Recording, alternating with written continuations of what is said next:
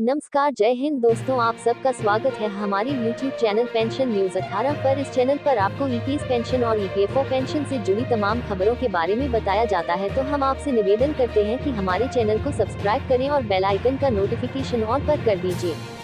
895 pension पर मन की बात। पेंशन स्तर पेंशन बंद करने के लिए 1 दबाएं, 50% तक कम करने के लिए 2 दबाएं। उम्मीद है कि आंध्र प्रदेश के मुख्यमंत्री चंद्रबाबू नायडू हमारे प्रधानमंत्री के साथ अपने अच्छे संबंधों के साथ हमारे न्यूनतम पेंशन मुद्दे में निश्चित रूप से मदद करेंगे। सूचना जी न्यूज भिलाई। कर्मचारी भविष्य निधि संगठन EPFO, employees provident fund organisation EPFO, केंद्र की मोदी सरकार और ईपीएस 95 न्यूनतम पेंशन, एप्स 95 मिनिमम पेंशन, इन पर पेंशन भोगियों की नजर टिकी हुई है। न्यूनतम पेंशन 1000 के बजाय 7500 रुपए करने की मांग की जा रही है। पेंशन भोगी सरकार ईपीएफओ को लेकर क्या सोचते हैं, इसको विस्तार से पढ़िए। सोशल मीडिया पर पेंशनर्स के कमेंट को यहाँ समाहित किया गया है।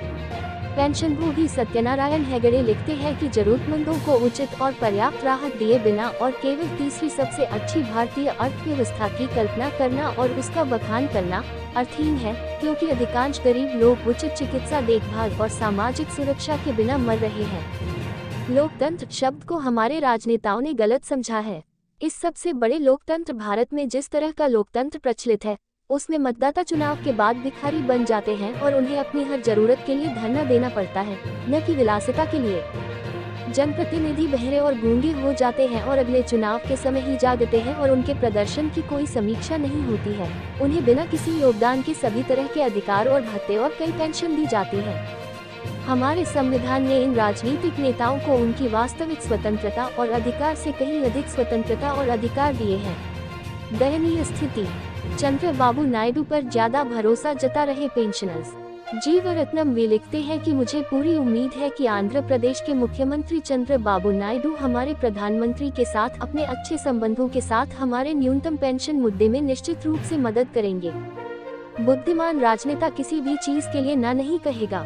एडमिन सत्यनारायण हेगड़े का कहना है कि आखिरकार चंद्रबाबू नायडू एक अनुभवी राजनेता है, जिन्होंने सत्ता में आने से पहले अपने ससुर को मात दे दी थी।